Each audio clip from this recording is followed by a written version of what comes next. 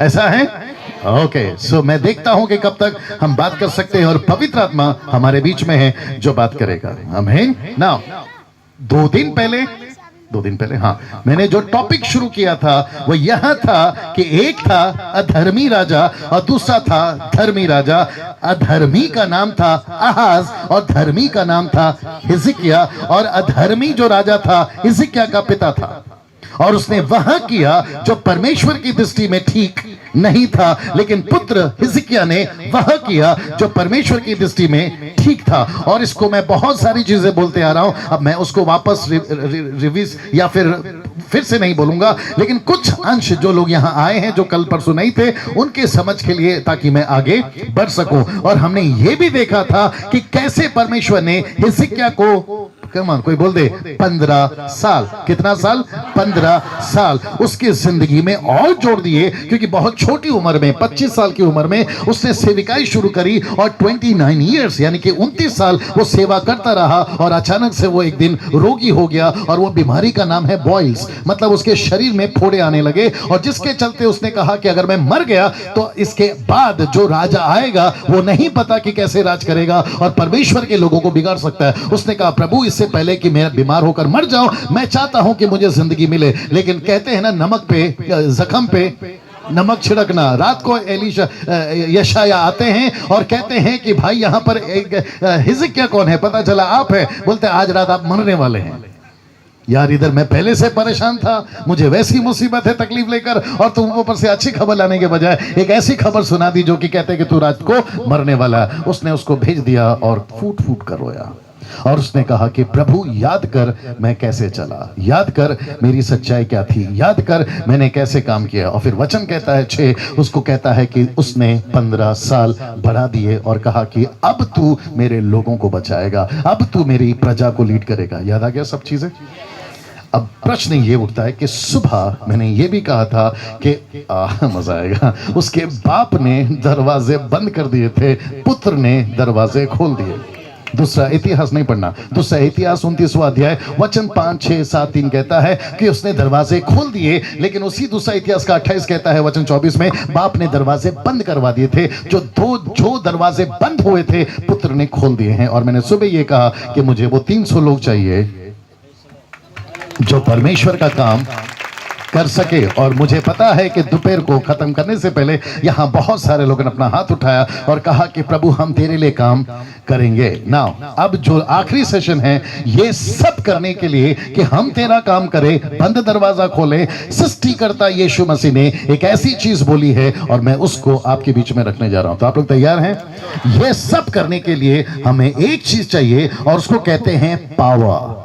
सब लोग बोल सकते हैं? उस एक चीज को करने के लिए चाहिए हमें, बोलिए, पावर। और जिसको कहते हैं पवित्र आत्मा का power, the power of Holi spirit. तो इसका मतलब है कि जो मैं अभी बात करने जा रहा हूं वह यह है जिसका नाम है त्रिएक परमेश्वर में से, जिसको इंग्लिश में कहते हैं ट्रियोन गॉड में से एक गॉड, जिसका नाम है पवित्र आत्मा, होली स्पिरिट। तो आप लोग उत्साहित हैं? क्योंकि मैं मंच पे खड़ा बहुत उत्साहित हूं। और जब कभी भी परमेश्वर की सामर्थ की बात आती है, और मैं आपको बता दूं साइंटिस्ट लोगों का दिमाग खराब हो जाता है जब पवित्र आत्मा काम करेगा या करता है। आप है मेरे साथ में? इस मंच के ऊपर से पवित्र आत्मा मुझे और आपको उस तरीके से ले चले जिस तरीके से परमेश्वर चाहता है अपने वचन के माध्यम में। आमीन। सो आप लोग तैयार हैं? उत्साहित हैं? और आपको सच बता दो, जिस दिन आपको ये चीजें समझ में आ गई कि इस पृथ्वी के ऊपर यीशु मसीह ने आपको अकेला नहीं छोड़ा है, आपकी मिनिस्ट्री चेंज हो जाएगी, आपका तरीका चेंज हो जाएगा, और सबसे बड़ी चीज आपकी बातें चेंज हो जाएगी, आपके शब्द चेंज हो जाएंगे। आप कभी नहीं कहोगे मुसीबत है, मुसीबत है, मुसीबत है। आप कभी नहीं कहोगे परेशानी है, परेशानी है, परेशानी है। आप ये कहना शुरू कर दोगे कि मुसीबत तो है लेकिन उसको छुड़ाने वाला एक है। मेरे साथ में, आपको समस्या तो है लेकिन एक छुड़ाने वाला है। और इस पृथ्वी के ऊपर कोई नहीं कह सकता जो यीशु ने कहा कि मैं तुझे अकेला नहीं छोड़ूंगा। तो आप लोग तैयार हैं सुनने के लिए? ना जो मंच पे हैं, जो इस तरफ हैं, जो पीछे हैं और जो इस तरफ हैं, मैं फिर पूछूंगा, आप लोग तैयार हैं? सो अपनी अपेक्षा, एक्सपेक्टेशन को बहुत हाई करिए, बहुत ऊंचा करिए। आमीन। रवि भाई की जो फैमिलीज है, माता पिता, भाई बहन, भाभी जो भी है, वो मुझे बहुत अच्छा खाना खिला रहे हैं और मैं खा रहा हूं। मैं खा रहा हूं। जब मैं खिला रहा हूं तो आप भी खाइए। जब ये खिला रहे मैं खा रहा हूं, तो जब मैं खिला रहा हूं तो आप लोग भी खाइए। तो मैं फिर पूछूंगा, आप लोग तैयार हैं? एक वचन पढ़ेंगे और बड़ा अच्छा पढ़ते हैं प्रभु के दास, यूहन्ना की किताब उसका 16 का 13। आइए सुनते हैं क्या लिखा है तेरा मेरा। जी। परंतु जब वह अर्थात सत्य का आत्मा आएगा जी। तो तुम्हें सब सत्य का मार्ग बताएगा, क्योंकि वह अपनी ओर से ना कहेगा जी। परंतु जो कुछ सुनेगा जी। वही कहेगा और आने वाली बातें तुम्हें बताएगा। क्या बात है, वापस पढ़िए सर, बड़ा अच्छा पढ़ते हैं आप। परंतु जब वह अर्थात सत्य का आत्मा आएगा तो तुम्हें सब सत्य का मार्ग बताएगा, क्योंकि वह अपनी ओर से ना कहेगा जी। परंतु जो कुछ सुनेगा जी। वही कहेगा और आने वाली बातें तुम्हें बताएगा। ओके, नाउ मैं उम्मीद करता हूं कि सबने सुन लिया है। आमीन। मेरा प्रश्न पहला यह है, ये स्टेटमेंट किसका है, मतलब ये लिखाई किसकी है? ओके, ये शब्द किसके हैं? जोर से यीशु का। थैंक यू आंटी, बोलिए यीशु का, सब लोग बोलिए यीशु का। तो किसने कहा कि जब वह अर्थात सत्य का आत्मा यानी होली स्पिरिट, किसने कहा? यीशु ने। किसको कहा? अपने 12 चेलों को। तो इसका मतलब है कि जब चेले यीशु के साथ सेवा कर रहे थे तो चेलों को लगा कि यार अच्छा लग रहा है, बड़ा मजा आ रहा है, फ्री में मछली मिल जाती है, फ्री में रोटी मिल जाती है, चमत्कार का चमत्कार हो जाता है। यीशु मसीह मुर्दों को जिला रहे हैं, सब लोग सुन रहे हैं ना मुझे? यीशु मुर्दों को जिला रहे हैं, कभी यायर की बेटी को, कभी विधवा के बेटे को, कभी मरियम के भाई को, ये सारा चमत्कार कर रहे हैं। हद तो तब हो गई, कोड़ी आते एक नहीं 10-10 सबको चंगा कर रहा है, अंधे आते एक नहीं 10-10 सबको चंगाई दे रहा है। यीशु मसीह के लिए तालियां आप नहीं बजाना, आप नहीं बजाना। यीशु मसीह के लिए तालियां बज रही थी और वहां के लोगों ने, जगह तो डाली पे चढ़ गया, पेड़ पे चढ़ गया, उसने बोला कोई तो गजब का आदमी आया। 95 में जब रिलायंस वाले ने 500 रुपए का मोबाइल निकला था तो सारे मीडिया ने बोले कोई तो गजब का चीज आया, और मोबाइल इतना फेमस हो गया कि आज सबके घर घर पर है, बच्चे बच्चे के हाथ में, और आपका तो गजब है। मेरे साथ में अभी हम दोनों समझ सकते हैं कि बात क्या चल रही है। अचानक से कोई चीज फेमस हो गई, और 2019 साल पहले भी अचानक से यीशु मसीह फेमस हो गया, कभी यहाँ कभी वहां, कभी पेड़ के ऊपर कभी पहाड़ के ऊपर। यीशु की चर्चा इतनी होने लगी, चेलों ने बोला यार गजब का काम हो रहा है। तब अचानक से यीशु मसीह ने बोला रुको, बोला क्या हुआ? बोला कोई तो आएगा और कोई तो आएगा और बोला फिर वो क्या करेगा? वो बाहर, सब लोग तैयार हैं सुनने के लिए? वो बाहर से काम नहीं करेगा, वो अंदर से काम करेगा। एक मिनट रुक जाइए, मैं रिपीट करता हूं, अगर मैं सही हूं तो साथ दीजिए, गलत हो तो रोक दीजिए, और वैसे भी रोक के कर क्या लोगे, मैं वैसे भी जा ही रहा हूं। आप मेरे साथ में, मैं रिपीट करता हूं, अगर मैं सही हूं तो साथ दीजिए, गलत हूं तो रोक दीजिए। पवित्र आत्मा बाहर से काम नहीं करेगा, पवित्र आत्मा तुम्हारे अंदर से काम करेगा। राइट है सर? यीशु ने कहा, माय गुडनेस, आइए जल्दी पढ़िए लूका की किताब, उसका 24वां अध्याय वचन 47, लूक 24:47, लूक 24:47, लूक 24:47, 46 से पढ़ लो सर, 24:46 जी। जो यूट्यूब पे सुन रहे वो भी सुनिए भैया ध्यान से जी। लूका 24 का 46 को 46 बोलते हैं जी। हाँ पढ़िए। और उनसे कहा जी। यों लिखा है जी कि मसीह दुख उठाएगा जी और तीसरे दिन जी मरे हुए में से जी उठेगा, हाँ आगे, और यरूशलेम से लेकर हाँ। सब जातियों में हाँ। मन फिराव का हाँ। और पापों की क्षमा का प्रचार जी। उसी के नाम से किया जाएगा। जी, आगे। तुम इन सब बातों के गवाह हो। और देखो जी जिसकी प्रतिज्ञा मेरे पिता ने की है, एक मिनट, जिसकी प्रतिज्ञा मेरे पिता ने, योएल की पुस्तक उसका 2 अध्याय वचन 28 में यह कहा था कि एक दिन पवित्र आत्मा नीचे आएगा, तुम्हारे बेटे, तुम्हारी बेटियां, तुम्हारे जवान, सभी तुम्हारे बुजुर्ग या बूढ़े सभी परमेश्वर के सामर्थ्य से बढ़ जाएंगे। लिखा है कि नहीं लिखा है?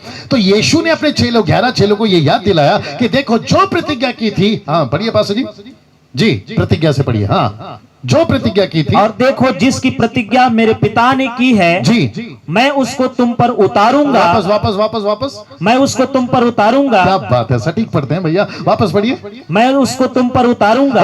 ओके, वो भाई साहब कहाँ हैं? एक काम करिए, आप आ जाइए भैया। अरे आप तो सिटी वाले हो ना? अरे कहाँ गया सुबह वाला? अच्छा, बारी बारी से काम चल रहा है, आइए आप ही आइए, मैं तुम पर उतारूंगा, उसको वापस पढ़ना। आइए सर, क्या बात है। ये आपके भाई है ना? नहीं, किसके भाई हैं? हटाओ यार, हम सबके भाई हैं। चलिए वापस पढ़िए सर जी। मैं उसको तुम पर उतारूंगा। ओके, तो ये तुम कौन है? फिलहाल के लिए नाटक में इनको रखिए, ऐसे कर दो, इनकी तरफ उंगली कर दो, बोलो तुम। ओके, तो तुम पर उतारूंगा। जी आगे पढ़िए पासो जी। और जब तक स्वर्ग से सामर्थ्य ना पाओ, वापस पढ़ना और जब तक स्वर्ग से सामर्थ्य ना पाओ, सर, वापस पढ़ना। और जब तक स्वर्ग से सामर्थ्य ना पाओ। एक मिनट, लिखा है ना जब तक, लिखा है कि नहीं लिखा है? तो इसका मतलब है कब तक? तो सब लोग बोलो जब तक। जब तक। वापस आते हैं, कब तक? जब तक। जब तक। और जिस दिन आ जाएगा जब तक, तब तक खत्म हो जाएगा तब तक। वाह, आप मेरे साथ में हैं। तो इसका मतलब है कि पवित्र आत्मा इसके बाहर उतरेगा, जरा साथ दीजिएगा, या इसके अंदर? इसके अंदर। जोर से, जोर से। अंदर। तो इसका मतलब है कि यीशु ने कहा कि जब मैं उसको, मेरा पिता भेजेगा, बाहर नहीं भेजेगा, अंदर भेजेगा। सब लोग पूछो क्यों? अभी बताते हैं यूं, क्योंकि पवित्र आत्मा बाहर से काम नहीं करेगा, पवित्र आत्मा तुम्हारे अंदर से काम करेगा। रुक जाइए, रुक जाइए, रुक जाइए। चेलों को क्या लगा मालूम है? पास्टर जी फिर कहता हूं, सही हो तो साथ दीजिए। चेलों को क्या लगा मालूम है? यीशु मसीह चमत्कार कर रहे हैं, कितनी अच्छी बात है। यीशु मसीह मुर्दे जिला रहे हैं, कितनी अच्छी बात है। यीशु मसीह भीड़ को खाना खिला रहे हैं, कितनी अच्छी बात है। जब ये चेले आपस में बात कर रहे थे ना, तो यीशु मसीह अंदर ही अंदर हंस रहा होगा। जल्दी पूछो क्यों? हाँ, यीशु बोल रहा होगा, बेटा अभी तो मैं कर रहा हूं, बाद में तुम करोगे। ये पॉइंट है, मैं रिपीट करता हूं, ये पॉइंट है। आप है मेरे साथ में? जो साधारण है वो साधारण नहीं रहेगा, बल्कि वो असाधारण बन जाएगा। इंग्लिश में आते हैं, जो ऑर्डिनरी है वो ऑर्डिनरी नहीं रहेंगे, वो एक्स्ट्रा ऑर्डिनरी हो जाएंगे। प्रश्न है कब? लिखा अभी सुना ना, कब तक? बोलो जब तक। जब तक। जब तक वह पवित्र आत्मा का सामर्थ तुम्हारे अंदर नहीं आएगा। या 11 चेलों को कहा यरूशलेम नहीं छोड़ना, यस और नो। और जब यरूशलेम में रहते रहते, पेंतिकोस्त के दिन की बात कर रहा हूं, क्योंकि ज्यादा लंबा नहीं खींचूंगा। पेंतिकोस्त के दिन जब पवित्र आत्मा इन सब के ऊपर आ गया, आप है मेरे साथ में? बाइबल कहती है अनपढ़ थे पतरस और यूहन्ना, लिखा है कि नहीं लिखा है? प्रेरितों का 4वां अध्याय में अनपढ़ थे ये लोग, और वहां के लोग कहते हैं ये अनपढ़ होकर चमत्कार कैसे कर दिए। तो मैं फिर कहता हूं, पवित्र आत्मा बाहर से काम करेगा या अंदर से? रिपीट, पवित्र आत्मा बाहर से काम करेगा या अंदर से? अब जरा ध्यान से, जी जी, अब जरा ध्यान से सुनिए। इस व्यक्ति को पवित्र आत्मा जो अंदर से काम करेगा, इसको अंदर से तैयारी करनी है या बाहर से? आ रहा ना समझ में? 90% लोग कहां से तैयारी कर रहे हैं? बाहर से। हमको बाहर से, आ रहा है ना समझ में? हमको बाहर से ऐसा कपड़ा पहनना है, हमको बाहर से वैसा कपड़ा पहनना है। ये सांप आ गया, सांप आ गया। ये सांप है, क्या है? सांप है। अरे ये वही है ना जो कल रास्ते में मिला था। उसका भाई तो नहीं है। देखो भैया, कल हम लोग ढूंढ रहे थे उसको। नाउ शांतिपूर्वक बैठे। ये आप लोगों को हेलो बोलने आया है। वाह, मजा आएगा सर आज। कौन सा सांप है वो? पानी वाला? कौन सा है? पीपी। हाँ? पिरपिटी। मेरे को 1 महीना लगेगा सीखने के लिए। फिलहाल आगे बढ़ते हैं। सब ठीक है भाई? सांप फेंक दिया कि इसने फेंका है? अरे वाह, गजब है यार। दिखता ऐसा है, हरकतें अलग है। आइए बैठिए भाई साहब। चलिए, जी जी जी, वापस आते हैं। सब लोग तैयार हैं? मैं फिर पूछूंगा, पवित्र आत्मा का सामर्थ अंदर से काम करेगा या बाहर से? शुक्रिया। तो दिक्कत यह है, आज 90%, बड़े ध्यान से सुनिए, सही है तो साथ दीजिए, 90% ये हो रहा है कि हम अंदर से तैयारी कम, बाहर से तैयारी ज्यादा कर रहे हैं। और सबसे बड़ी तैयारी तो हमने ये करके रखी है कि हम बाहर से क्या पहने ताकि पवित्र आत्मा आ जाए। तो मैं आपके नॉलेज के लिए बता दूं, जितना सफेद कपड़ा पहनोगे पवित्र नहीं बनोगे। आपका रिस्पांस चाहिए सर।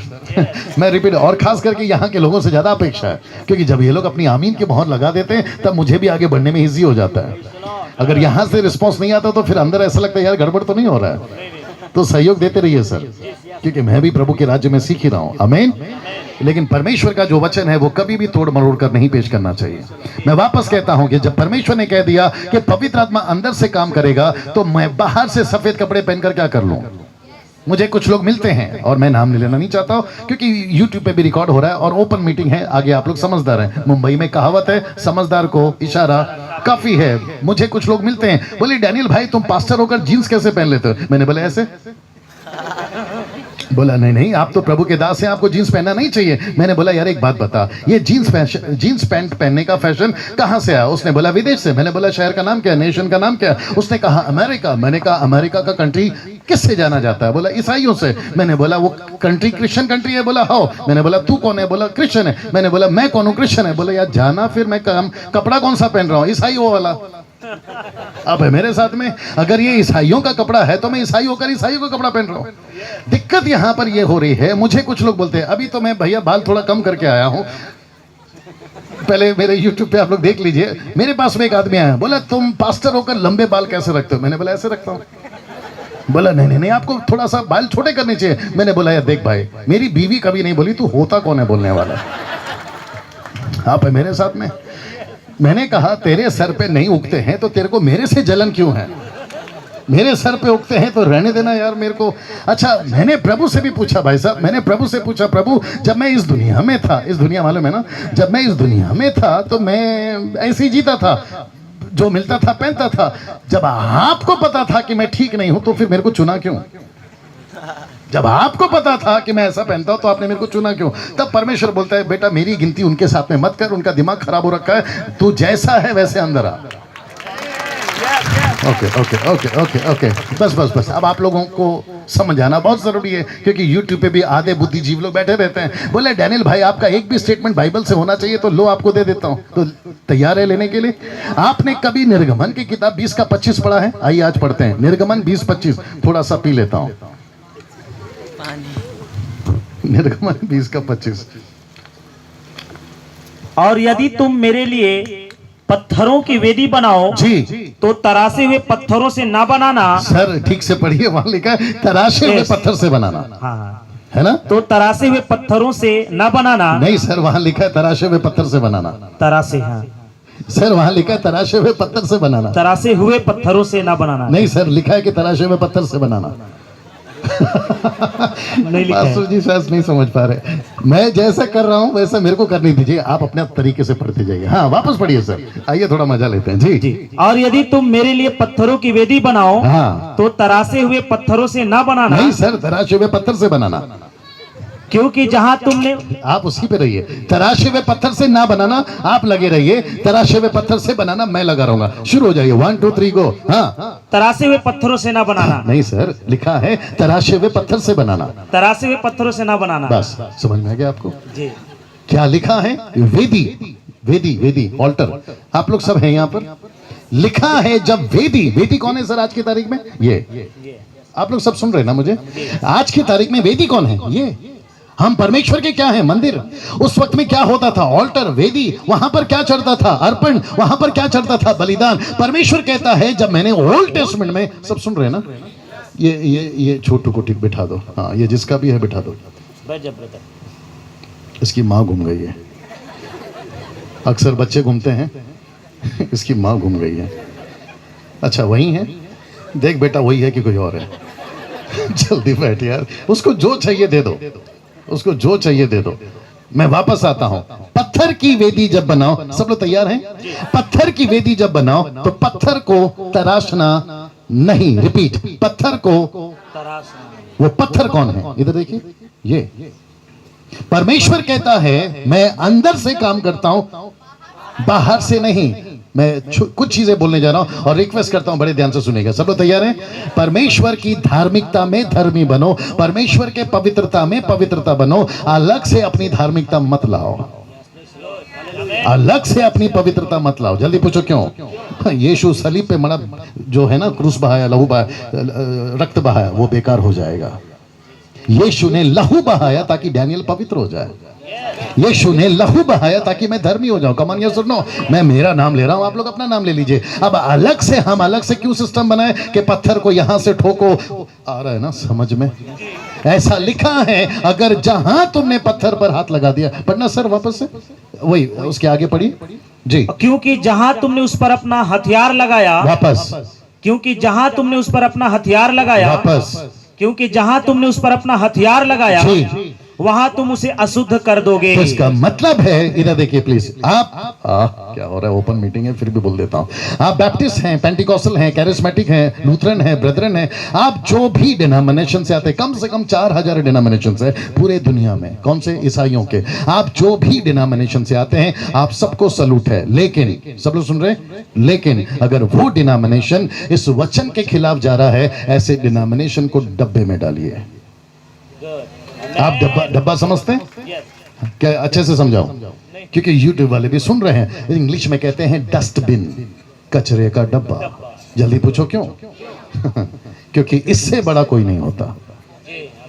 ऐसा लिखा है, नहीं पढ़ना, ऐसा लिखा है भजन संहिता उसका 138 बोलते ना उसको, 38 को 138 वचन 2 में लिखा है कि परमेश्वर ने अपने नाम से ज्यादा अपने वचन को महत्व दिया है। आदि में वचन था, वचन परमेश्वर के साथ था, और वचन ही, और वही हमारे बीच में आया।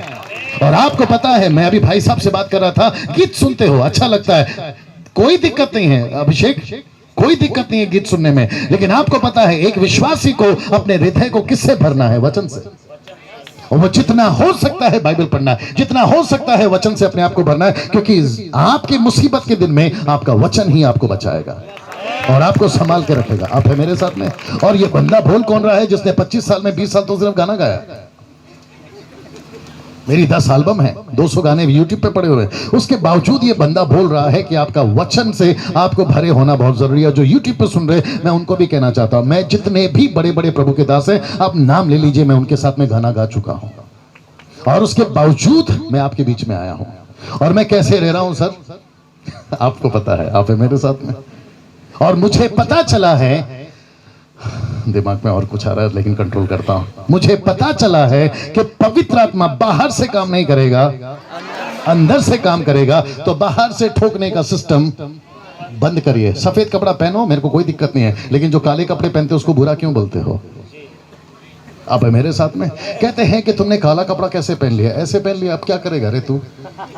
आप है मेरे साथ में? अरे तुम सेवक होकर ऐसे कैसे रहते हो यार? फिर कैसे रहे वो बता दे, मेरे को अलग से बता दे कि यीशु मसीह ने कहां पर अपना बायोडाटा दिया हुआ है, या फिर कहां पर ऐसा फॉर्म भरने को बोला है कि ऐसे कपड़े पहनो, ऐसे ये पहनो, वैसे पहनो। एक जगह पे चला गया था सर, मेरे को तो बड़ा तकलीफ हो गया। पूछो कहाँ? बताता हूँ, यहाँ। मुझे बोलते हैं, आई थिंक मैं साउथ में था, बेंगलोर में, मुझे कहते हैं तुम सोना कैसे पहनते हो? मैंने बोला भाई अगर इसको उतार दूंगा ना तो घर नहीं पहुंच पाऊंगा। मैंने बोला, उसने बोला वो क्यों? मैंने बोला ये जिस दिन शादी किया था ना उस दिन पहनाए थे, और अगर मैंने इसको नहीं पहना तो मेरी बीवी मेरे को पहना देगी, और मैं पहनता हूं। फिर बोला फिर ये अलग से क्यों पहनते हैं? मैंने बोला कलीसिया के लोग प्यार करते देते हैं। मैंने फिर उसको पूछा तेरे को सोने से तकलीफ क्या है? सोना मतलब स्लीप नहीं, गोल्ड। हाँ, तेरे को गोल्ड से तकलीफ क्या है? शब्द का संभालना पड़ता है ना। तेरे को गोल्ड से तकलीफ क्या है? बोला नहीं बाइबल में लिखा गोल्ड नहीं पहना। मैंने बोला बेटा तू एक जगह पे निकाल के बता दे कि गोल्ड नहीं पहना है। मेरी जितनी प्रॉपर्टी है, कम से कम 1 करोड़ की प्रॉपर्टी है, तेरे नाम कर दूंगा। और उस दिन सच बोलता हूं क्योंकि उस दिन मंगलवार था। लगता नहीं समझ में आया। मेरी 1 करोड़ की प्रॉपर्टी तेरे नाम कर दूंगा। और आपको पता है मैं यही चैलेंज यहां पे भी देना चाहता हूं और यूट्यूब पे भी देना चाहता हूं। मुझे कोई एक बंदा इसमें से निकाल के बता दे कि आप लोग और हम लोग सोना नहीं पहनना है। और मैं जी ओके, आप सुबह नहीं थी, अभिषेक था। अभिषेक मम्मी को घर पे जाके समझा देना। अच्छा, कुछ लोग बोलते हैं डैनियल भाई आप इतनी ओपनली चैलेंज के साथ कैसे बोल सकते हो? तो सब लोग पूछो कैसे बोल सकते हो? कल बताया था ना, जिसको 18 पता है उसको 17 मत सिखाओ। अब है मेरे साथ में। अब जो पढ़ के बैठा है, आंटी जो पढ़ के बैठा है, अगर आप उसको सिखाओगे तो माथा नहीं खराब होगा। मैं वापस कहता हूं, बाहर से ठोकना बंद करिए। ऐसे बैठो, ऐसे उठो, इतना मत पहनो, उतना पहनो, ये नहीं होना चाहिए, वो नहीं होना चाहिए। हद हो गया यार। बाहर सिस्टम कम था, बाहर नियम कम था, जो अंदर आकर हमारे ऊपर और डाल दिया। और आपको पता है यीशु ने क्या कहा है? मत्ती का 23वां अध्याय, मत पढ़ना, 1 से लेकर। कहते हैं कि तुम वो शास्त्री हो जो अपनी उंगली से तो नहीं सरकाना चाहते, लेकिन दूसरों के कंधे पर बोझ लगा देते हो। लिखा है कि नहीं लिखा है? आप मेरे साथ में। यहां बात हो रही है हर कौम की, यहां बात हो रही है लैंग्वेज, नेशन, पीपल, ट्राइबल, ये सबकी बात हो रही है। और हम यहां पर अगर सफेद कपड़े में सबको डाल देंगे, मुझे प्लीज बताइए कौन सा बंदा चर्च में आएगा? प्लीज बताइए कौन सा बंदा चर्च में आएगा? वो जैसे ही चर्च के बाहर खड़ा होगा बोलेगा यार ये तो सब सफेद कपड़े वाले लोग हैं, अब मैं कौन सा कपड़ा पहनूं? आप कोई भी कपड़ा पहनो, परमेश्वर आपसे प्यार करता है। कम ऑन, बात सही है कि नहीं? आप कोई भी खाना खाओ, परमेश्वर आपसे प्यार करता है, क्योंकि लिखा है, मत पढ़ना, लिखा है प्रकाशित वाक्य उसका 5:9 में, हर कुल, भाषा, लोग, जाति, परमेश्वर ने उनके लिए लहू बहा है। पास्टर जी कुछ लोग शक्की नजर से देख रहे, एक बार पढ़ लीजिए प्रकाशित वाक्य 5:9, प्रकाशित वाक्य 5:9। आज करते हैं थोड़ा पोस्टमार्टम जी। प्रकाशित वाक्य 5:9 जी, प्रकाशित वाक्य 5:9 जी, प्रकाशित वाक्य 5:9। वे यह नया गीत गाने लगे, तो इस पुस्तक के लेने और इसकी मुहरे खोलने के योग्य है, क्योंकि तूने वध होकर, एक मिनट, क्योंकि तूने वध होकर अपने लहू से, एक मिनट, अपने लहू से हर एक कुल और भाषा और लोग और जाति में से परमेश्वर के लिए जी लोगों को मोल लिया है। बाप रे, थोड़ा खुल के बात करता रवि भाई। क्या हिंदू यीशु मसीह उनसे प्यार करता है? यस। मुस्लिम्स क्या यीशु उनसे प्यार करता है? यहूदी क्या उनसे यीशु प्यार करता है? पारसी, आदिवासी, जैन क्या उनसे प्रभु प्यार करता है? कम ऑन, आपका लाउड चाहिए। राइट सिस्टर्स, यस ब्रदर्स, परमेश्वर सबसे प्यार करता है। तो जैसे हैं ऐसे आने दो ना, तुम ऐसे मत उठो, ऐसे मत बैठो। ये क्या लगा लिए? एक आदमी है, नाम नहीं लूंगा, अपने एमपी से आता हो, बाबा बुलाते हैं उसको, इशारा काफी होगा आपके लिए। कहते हैं कि तुम जो लाली लिपस्टिक लगाते हो नरक के कीड़े खाएंगे। अभी किसी को इशारा मिल गया तो समझ गए होंगे। मैं वहां पर बैठा था, क्योंकि हम लोग पहले वर्शिप के लिए जाते थे। मैंने वहीं से उसका फेसबुक पे से उसकी बहू का फोटो निकाल दिया। आप नहीं समझे शायद। मैंने कहा फिर ये तो पक्का नरक में जाएगी। आप नहीं समझे शायद अभी भी। लाली लिपस्टिक लगाते हो नरक के कीड़े खाएंगे। मैंने बोला तेरी बहू को तो पहले खाएंगे। जल्दी पूछो क्यों? क्योंकि फोटो पे लगा के बैठी थी वो। मेरा एक छोटा सा रिक्वेस्ट है, पूछो क्या? बाहर से तोड़ना बंद करके अंदर से तोड़ना शुरू करिए। और मुझे पता है, पूछो क्या, जिस दिन आदमी अंदर से ठीक हो गया, बाहर से तो वैसे ही ठीक हो जाएगा। हम यहां से बाहर से ठीक कर रहे, बोले अंदर कुछ भी चलेगा। जूता पहन के कौन आया? नहीं, कोई नहीं आया। मुझे कहते हैं भैया, मुझे कहते हैं पासा जी, कहते हैं मंच पे जूते पहन के कैसे आ गए? मैंने बोला क्यों? बोला मंच पे जूते पहन के नहीं आना चाहिए। अभी यूट्यूब वाले तुम भी सुन लो, मेरे पास अच्छा खासा टाइम है, बात तो कर ही सकता हूं। देखो अभी बोला था 6 बज गए, 6:30। अब देख रहे हैं कैसे भाग रहा टाइम। मैं चला गया था एक जगह पे, मेरे को बोले तुम जूता कैसे पहन के आ गए? मैंने बोला सर मुझे नहीं पता था इसलिए मैं पहन के आ गया। अगर आपको पसंद नहीं है तो मैं उतार देता हूँ। यहाँ के जूते तो उतार दूंगा, लेकिन अंदर भी जूते हैं, क्योंकि आपको लगता है कि ये मैल है, लेकिन मैं कल से बता रहा हूं कि अंदर का मैल तो निकालना है। फिर मुझे उसने डायलॉग मारा, बोला मूसा को परमेश्वर ने बोला था जूते उतार। अब यहाँ पर जितने भी बाइबल के जानकार हैं, आज मेरी आपके साथ हो जाए, और मुझे प्लीज जवाब दीजिए, क्या मूसे ने जूते उतारे? उतारे। मूसे ने जूते उतारे? उतारे कि नहीं उतारे? अब जरा एक चीज पूछने जा रहा हूं, सोच समझ के जवाब दीजिए, उसने उतार के कहां रखे? जोर से भैया, बहुत सही जवाब, बोलिए भैया। बस तो परमेश्वर को जूते से प्रॉब्लम है कि मूसे से? रिपीट करता हूं, परमेश्वर को मूसे से प्रॉब्लम है या जूते से? अगर जूते से प्रॉब्लम होता तो जो होरे पर्वत पे चढ़ा था ना, उसको बोलता पहले नीचे रख के आ, जूता नीचे रख, तू चढ़ के ऊपर आ, ऐसे बोलता। ऐसा है? ऐसा है? ऐसा नहीं है। परमेश्वर को जूते से प्रॉब्लम नहीं है, परमेश्वर को मूसे से प्रॉब्लम है। जल्दी पूछो क्यों? आज एक ऐसी चीज बोलने जा रहा हूं, माथा खराब हो जाएगा, फिर भी बोलता हूं, बोल दो। परमेश्वर को जूते से प्रॉब्लम नहीं है, मूसे से प्रॉब्लम है, क्योंकि जूता पहन के 80 साल भागा था। परमेश्वर ने बोला अब आया हूं पहाड़ के नीचे। 40 साल मिस्र में भागा, 40 साल ससुर के पीछे भागा, कभी दूध, कभी मक्खन, कभी छाछ। उसकी बीवी का, मां का नाम था सास। आप मेरे साथ, कभी दूध पी रहा, कभी मक्खन खा रहा, और वो भी फुकट में मिला है। भाग कर आया था किसी को मारकर। आगे का स्टोरी आप लोग जानते हैं। परमेश्वर ने बोला बेटा बहुत भागा है, अब जूते उतार। और आपको पता है, बोल दूं, हम मसीहों का दूसरा नाम ही जूता है। मैंने कहा था माथा खराब होगा आप लोगों का। हम मसीहों का दूसरा नाम ही जूता है। पूछो कैसे? अभी बताते हैं ऐसे, सुसमाचार के जूते। लिखा है कि नहीं लिखा है? अब दिक्कत सुनिए, सुनिए, कुछ लोग कहते हैं जूता पहन के मत आओ, सफेद कपड़ा पहनो, ये मत पहनो, वो मत पहनो। आप, एक लड़का देखा था बाहर, वो यहाँ बैठा है क्या? उसकी विचित्र कट थी बाल की। हाँ, ए छोटू इधर आ बेटा। हाँ हाँ, तेरे को ही बुला रहा हूँ, आजा बेटा। हाँ जल्दी आ, जल्दी आ, जल्दी आ, जल्दी आ, जल्दी आ, जल्दी आजा आजा आजा आजा। रवि ये अपना आदमी है ना? पहली बार आया सर। हाँ आजा आजा आजा, कोई दिक्कत नहीं, कोई दिक्कत नहीं। ये थोड़ा आसपास है। एक और लड़का था, वो तो इसका बाप है, वो दिख नहीं रहा है यहाँ पर, और मैं गाड़ी में बैठे बैठे उसको देख रहा था। ये आ जाएगा? किधर गया? आ गया?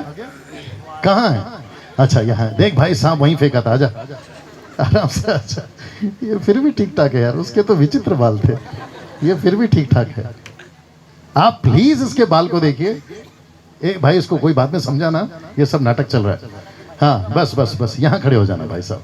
आप प्लीज इसके बाल को देखिए। ऐसा नहीं लगता है कि यहां से काटना भूल गया था वो? नहीं। और मैं आपको बताऊं, इसने खूब पैसे खर्चा किए। देखो इसको कलर करने के लिए भी अलग से। अब मुझे कैसे मालूम? मेरी बीवी ब्यूटिशियन है और मुझे अच्छे से पता है, लेकिन मेरी सुंदरता में उसका कोई हाथ नहीं है। वो बात अलग है। अगर ऐसा व्यक्ति, सर आप लोग साथ दीजिएगा, ऐसा व्यक्ति बाल काटकर अगर अपने चर्च में आ जाए तो हम लोग सीधा क्या बोलते हैं? ये क्या हरकत है, ऐसे कैसे बाल काट के आते हो, अगली बार से ठीक से आना। बोलते कि नहीं बोलते? इसको पहले अंदर तो आने दो, इसको पहले प्रभु को तो अपनाने दो। परमेश्वर जब इसके अंदर से काम करेगा तो ये बाहर से वैसे ही ठीक हो जाएगा। कम ऑन, बात करिए, यस और नो? थैंक यू दोस्त, बाद में कॉफी पियेंगे, पैसा तू देना। एक अच्छी ताली प्रभु के लिए जोर से। ना आइए भैया ना, मैं वापस कहता हूं, हमको बाहर से चेंज नहीं होना है, पहले पहले अंदर से चेंज होना है। और जो व्यक्ति अंदर से चेंज होगा वो बाहर से परमेश्वर का आत्मा उसको चेंज करेगा ही ना। एक छोटी सी प्रॉब्लम और हो गई थी मूसा के साथ में, बोल सकता हूं ना? बहुत सोच समझ के जवाब दीजिएगा। किसको कहा, पास्टर जी आप लोगों का सपोर्ट चाहिए, किसको कहा कि तुम पत्थर को तराशना नहीं? वो लोग कौन थे? इजरायली। वो लोग कौन थे? इजरायली। उनको पत्थर को शेप देने का कितने साल का एक्सपीरियंस था? 430 साल। तो 430 साल से वो क्या शेप दे रहे थे? किसको दे रहे थे? बोलो ईंट। ये देख लीजिए, चारों तरफ देख लीजिए। नहीं नहीं वहां नहीं, यहां है ईंट। तो ईंट को शेप होता है, होता है। वाह गजब का एग्जांपल आ गया। वो जो सामने पत्थर है उनको शेप है क्या? नहीं है। तो इजरायली 430 साल तक क्या दे रही थी? बोलो shape.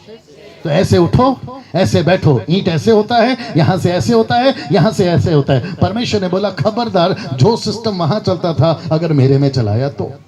You got the point? तो ईंट को शेप नहीं देना, लेकिन ईंट को शेप होता है। तो तुम जब पत्थर की वेदी बनाओ तो उसको शेप नहीं देना। और खबरदार, तुमने अगर हथौड़ा और चिमनी मालूम है ना? हथौड़ा चिमनी, अगर उसको चिमनी वो छीनी, मैंने क्या बोला? ये कहां से आ गया? ओके, तो हथौड़ा और छीनी कभी यूज नहीं किया ना भाई साहब? हथौड़ा और छीनी लेकर अगर कलीसिया को, अगर विश्वासी को ठोकना शुरू किया, जल्दी पूछो क्यों? थोड़ा बर्दाश्त कर लीजिए, मुंबई की भाषा है। ठोकने के चक्कर में खुद ही ठुक गया। आप नहीं समझे शायद। मूसा को कहा था पहली बार पानी चाहिए, लकड़ी मारना, पानी आया। पहली बार में लकड़ी मारा, पानी आया। फिर वापस प्यास लगी, इजरायली को पता नहीं क्या करते थे, फिर से प्यास लगी, बोला पानी पानी पानी। फिर से शुरू हो गए उनकी कहानी। चाहिए था पानी, परमेश्वर के पास में गया, बोला प्रभु आप क्या करें? परमेश्वर ने उसको साफ बोला था। जितने प्रभु के दास है साथ दीजिए। परमेश्वर ने साफ कहा था कि लकड़ी नहीं मारना, लेकिन उस चट्टान से बात करना। और आपको पता है पहला कुरिन्थियों उसका 10वां अध्याय वचन 4 लिखा है कि वो चट्टान यीशु था। यीशु क्रूस पे, शुक्रिया, यीशु क्रूस पे एक बार मरेगा, 2 बार नहीं। लेकिन इस व्यक्ति ने क्या किया मालूम है? पहले भी मारा, वापस फिर मारा। और आपको पता है पानी पानी पानी निकला।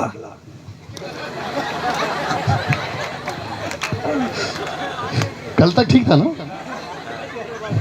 बेचारे से कुछ ज्यादा ही गवा लिया लगता है आप लोगों ने। तेरा आवाज ठीक से निकला,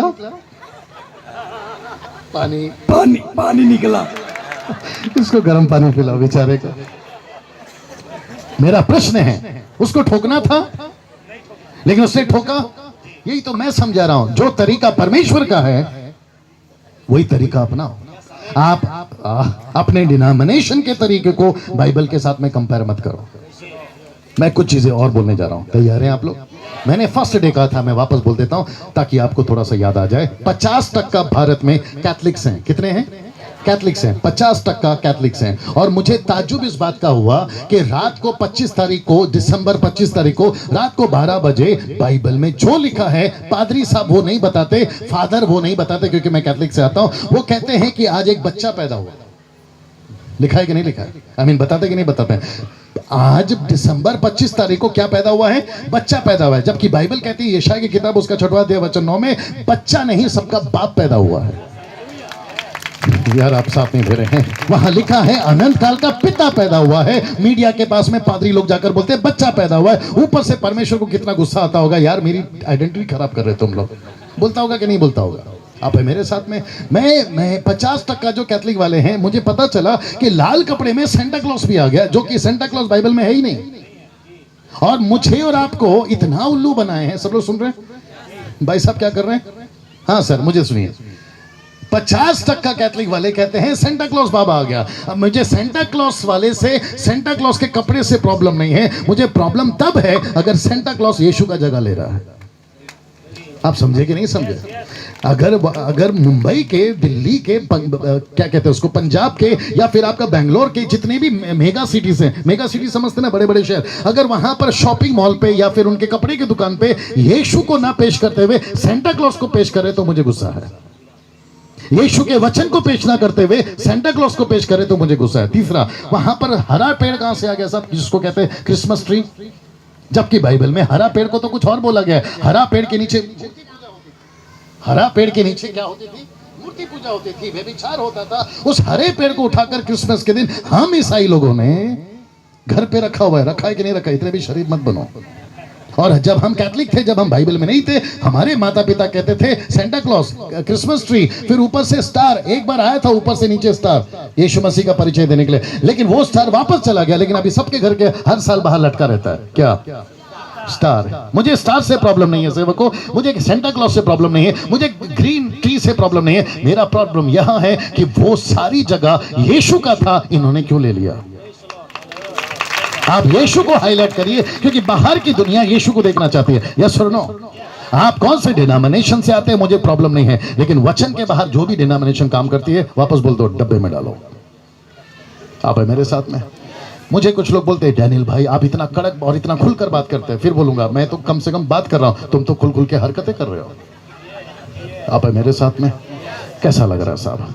आप बाहर से कैसे हैं वो सेकेंडरी है। प्रश्न यह है, पवित्र आत्मा जब आएगा वो तुम्हारे ऊपर आएगा, मतलब तुम्हारे अंदर आएगा। नाउ मैं अपने टॉपिक पे वापस आ रहा हूं। सब लोग अभी तक ठीक हैं? यीशु मसीह को मैं फिर पूछ रहा हूं, सब लोग तैयार हैं? यीशु मसीह को बाहर से चमत्कार होते हुए देखकर चेलों ने क्या बजाई होगी? तालियां। उन्होंने क्या कहा होगा? वाह वाह, आपने मुर्दों को जिलाया, यायर की बेटी, विधवा का बेटा, मरियम का भाई, आपने न जाने कितने चमत्कार है। अब यीशु अंदर से बोल रहा होगा, बेटा अभी तो मैं कर रहा हूं, मेरे जाने के बाद तुम करोगे। चेलों का दिमाग खराब हो गया होगा, प्रभु जन्म के लंगड़े को हमने कैसे ठीक कर दिया? और पतरस ने कहा, जितने प्रभु के दास से साथ दीजिएगा, पतरस ने कहा प्रेरितों की किताब 4 अध्याय में, याजकों को कहा कि तुम तो हम पर ऐसा चिढ़ गए हो जैसे मानो हमने अपनी सामर्थ से इस लंगड़े को चंगा किया। ये लंगड़ा चंगा हुआ है उसकी सामर्थ से। लिखा है कि नहीं लिखा है? तो इसका मतलब है आप आ जाओ। ओ एक काम कर, तू आ जा, ये आपके चर्च की है। ओके आइए, सब लोग तैयार? इस तरफ आप, इस तरफ। ओके, बीच में मैं बॉर्डर यही है मेरा ऑर्डर। सुनिए, ये है पुरुष और ये है स्त्री। नाटक में ये है पुरुष, ये है स्त्री, ये है लड़का, ये है लड़की। मेरा एक प्रश्न है, पूछ सकता हूं? और जितने प्रभु के दास है जरा सहमति दे देना भैया। क्या परमेश्वर पुरुष और स्त्री दोनों पर अपना आत्मा उंडेलेगा? जोर से, जोर से। नहीं तुम नहीं बोलोगी, मैं फिर कह रहा हूं, क्या परमेश्वर पुरुष और स्त्री दोनों पर अपनी आत्मा उंडेलेगा? शुक्रिया, सही जवाब है। पूछो क्यों? हाँ, लिखा है ना यूं, आपका योएल की किताब, आपका प्रेरितों का 2 अध्याय, लिखा है कि नहीं लिखा है? पौलुस ने कहा, दूसरा प्रेरितों के 2 अध्याय वचन 16, 17, 18 में लिखा, नहीं पढ़ना, वहां लिखा है कि पुरुष हो या स्त्री हो, बेटा हो या बेटी हो, मैं दोनों पर अपनी आत्मा उंडेलूंगा। जल्दी पूछो क्यों? हद हो गई, 2 दिन से बता रहा हूं महल साफ करना है, 2 दिन से बता रहा हूं बंद दरवाजे खोलना है, और वो 300 सिपाही बनना है जो परमेश्वर के गांव यानी कि छड़िया को परमेश्वर के पास में ला सके, आपके छत्तीसगढ़ को प्रभु के पास ला सके, 134 करोड़ के भारत को प्रभु के पास ला सके। तो आपको जी जी जी आपको नहीं लगता है कि जितना हक पुरुषों का है बाइबल में, उतना ही हक महिलाओं का भी है बाइबल में? मैं आज थोड़ा सा खुल के बात करूंगा, आप सभी के नॉलेज के लिए बड़े ध्यान से सुनिए। यीशु बोल दूं, थोड़ा साथ मिलेगा आप लोगों का। जब परमेश्वर ने आदम को बनाया था तो उसको क्या कहा? सारे बगीचे पे देखभाल कर, सारी पृथ्वी पे मेरी महिमा तेरे द्वारा करूंगा। क्या परमेश्वर ने आदम के द्वारा हवा को नहीं बनाया? तो इसका मतलब है परमेश्वर ने आदम और हवा यानी पुरुष और स्त्री दोनों को बनाकर अधिकार नहीं दिया कि तुम सारी पृथ्वी पे राज करोगे? लिखा है कि नहीं लिखा है? मेरा एक प्रश्न है, पूछ सकता हूं? बड़ा सोच समझ के जवाब देना, मजा भी आएगा। और जितने प्रभु के दास से साथ दीजिएगा। तैयार हैं आप लोग? परमेश्वर ने आदम को बनाया, फिर आदम के अंदर से उसने औरत को बनाया और उसका नाम हवा परमेश्वर ने रखा या आदम ने रखा कि ये हवा है? जोर से। मुझे ऐसा लगता है कि कुछ लोग मेरी वीडियो देखते हैं। वहां लिखा है कि ये औरत है और इसका नाम हवा है, ये परमेश्वर ने नहीं आदम ने रखा। जल्दी पूछो क्यों? पूछ तो ऐसे रहो जैसे मैं उसके साथ था। मैं आपको बताऊं उसने ऐसा क्यों रखा? क्योंकि हाथी और हथनी इसी ने रखा, शेर और शेरनी इसी ने रखा, बिल्ला और बिल्ली इसी ने रखा। इसको लगा कि मैं नर, ये नारी, इसी ने रखा। और आपको पता है हवा का मतलब क्या है? सब लोग पूछो क्या है? हवा का मतलब है औरत और आदम का मतलब है आदमी। ए भाई, इतना तो पता होना ही चाहिए ना। आदम का मतलब है आदमी, हवा का मतलब है औरत। ऊपर से परमेश्वर को आया गुस्सा। जल्दी पूछो क्यों? क्योंकि ये कभी औरत थी ही नहीं। अब आप बोलोगे डैनियल भाई ये कैसे? तो बता दूं ऐसे। उत्पत्ति 5:1 पास जी शुरू हो जाइए। उत्पत्ति 5:1 और जितनों के पास में बाइबल है आप भी चेक कर सकते हैं, इसमें नहीं रोकूंगा जी। उत्पत्ति 5:1 तब जब भी लेता हूं। 105 वर्ष का हुआ। सर उत्पत्ति 5:1 अच्छा 5:1 ना। आदम की वंशावली यह है, जब परमेश्वर ने मनुष्य की सृष्टि की जी तब अपने ही स्वरूप में उसको बनाया। हाँ। उसने नर और नारी करके मनुष्यों की सृष्टि की जी और उन्हें आशीष दी। एक मिनट, उसको आशीष दी या उन्हें आशीष दी? उन्हें। तो ये उन्हें में कौन कौन है? आदम और हवा। आगे पढ़िए सर। और उनकी सृष्टि के दिन। एक मिनट, उनके सृष्टि के दिन, वापस उनके सृष्टि के दिन। आइए नाम रखा, क्या देखते हैं? उसका नाम आदम रखा। किसका किसका? उनका नाम आदम रखा। किसका किसका? किसका किसका? जल्दी आइए। किसका किसका? यानी कि आदम का नाम भी आदम और हवा का नाम भी आदम। बाप रे, कभी सुना था? नहीं। मैं वापस आता हूं। आदम का नाम क्या है? आदम। हवा का नाम क्या है? आदम। आदम को क्या लगा? नहीं, ये तो हवा है। परमेश्वर बोलता है तेरी नजर से ये हवा है, लेकिन मेरी नजर से ये आदम है। जल्दी पूछो क्यों? जल्दी पूछो क्यों? क्योंकि फॉर्म भरते वक्त में यहाँ की गवर्नमेंट कहती है मेल और फीमेल, लेकिन परमेश्वर के फॉर्म में ऐसा कोई लेटर नहीं है मेल और फीमेल, सब एक जेंडर है। एक और वचन दे रहा हूं, गलती की किताब उसका 3 अध्याय वचन 28, गलीशियन चैप्टर 3 वर्स 28, गलतियों 3:28, गलतियों 3:28, गलतियों 3:28, गलतियों 3:28। मजा आएगा सर आप लोगों को जी। गलतियों 3:28। Mike mike mike mike. अब ना कोई यहूदी रहा, अब ना कोई यहूदी रहा और ना यूनानी, ना यूनानी, ना कोई दास, ना कोई दास, ना स्वतंत्र, ना स्वतंत्र, ना कोई नर, ना कोई नर, ना नारी, नारी, क्योंकि तुम सब मसीह यीशु में एक हो। इधर देखिए, इधर देखिए, इधर देखिए। परमेश्वर कहता है जितना हक, सब लोग देखिए, बहनें इधर देखिए। आज आप लोग अपना कॉलर टाइट करो क्योंकि आपकी तारीफ हो रही है। अगर कॉलर है तो परमेश्वर कहता है हाथ ऊपर रखना मेरी जान। परमेश्वर कहता है जितना हक आदम का है पृथ्वी पे, उतना ही हक औरत का है पृथ्वी पे। कमान कमान कमान। महिला, लगता है महिलाएं सब सहमत नहीं हैं। मुझे ऐसा लगता है कि महिलाओं को इतना ठूस ठूस के भरवा दिया गया है कि नहीं, हम तो दासी हैं, हम तो पति के पैर के धूल हैं, हमको तो सिर्फ चपाती बनाना है, हमको तो सिर्फ बच्चे पैदा करना है। आज आपका सिस्टम चेंज होने जा रहा है। जल्दी पूछो क्यों? अगर आपको महल साफ करना है तो महिलाओं को भी तैयार होना होगा। अगर जी जी जी जी अगर आपको बंद दरवाजे खोलना है तो महिलाओं को भी तैयार होना होगा। और ऐसी महिलाएं, और आप जो यहाँ पर बैठी हैं, आप किसी से कम नहीं हैं, इस बात का गम नहीं है। और ये बात समझ में, मैंने एक दिन पूछा, परमेश्वर बोल दो, आदम को आपने बगीचे के बाहर बनाया, मैडम को अंदर क्यों बनाया? ओह, लगता है ये भी नहीं मालूम। पता है ये बात?